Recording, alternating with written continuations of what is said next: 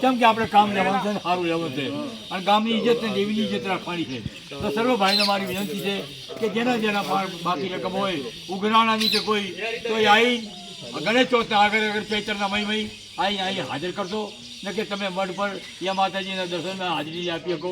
ધન્યવાદ. અને જે મારા સભ્ય લોકો મારા કેસરો ચૂનાયેલા છે તમારા પણ આવે તેની ઇજ્જત કરીને પૈસા આપી દેજો. બોલ જય ગાય માતની જય. બધું વાયરલ જેટલું થયું એટલે તો વખરા ને બધા જાવ ને જેમને કાપી નહીં ના કરતા વખરાના છેલ્લા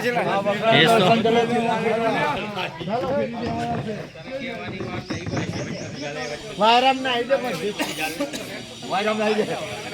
બધે મોકલાય આપણે એ બધા ભાઈ